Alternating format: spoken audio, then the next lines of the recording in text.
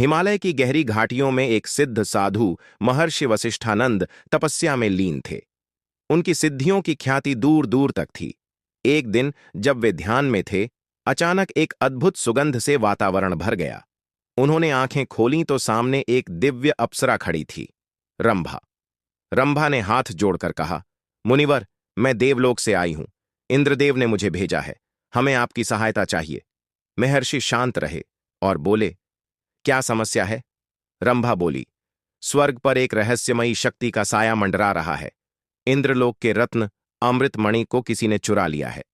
देवगुरु बृहस्पति ने बताया कि इस रहस्य को केवल आप सुलझा सकते हैं। महर्षि ने अपनी दिव्य दृष्टि से देखने का प्रयास किया, लेकिन कोई स्पष्ट संकेत नहीं मिला। यह असंभव था कि कोई उनके ध्यान से बच जाए। उन्हें संदेह हुआ कि कुछ गलत जरूर है। उन्होंने अप्सरा से पूछा, क्या तुम सच कह रही हो? मेरा मन कहता है कि यह कुछ और ही षड्यंत्र है। रंभा थोड़ी असहज हुई, फिर भी उसने अपनी बात दोहराई। महर्षि ने तुरंत एक मंत्र पढ़ा और पूरे क्षेत्र को दिव्य प्रकाश से भर दिया। अचानक रंभा जोर से चिल्लाई और उसका रूप बदलने लगा।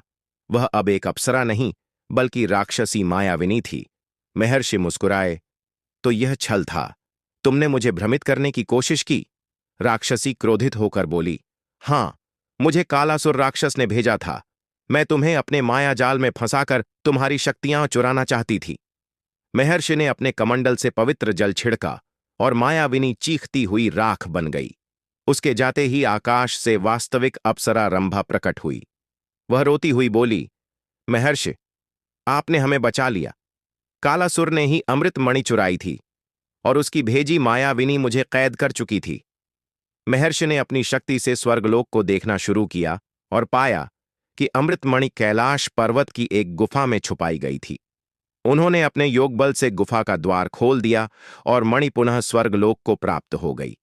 इंद्रदेव ने महर्षि को प्रणाम किया और कहा, सत्य और साधना की शक्ति से कोई छल नहीं कर सकता। आप न होते तो स्वर्ग संकट में पड़ जाता।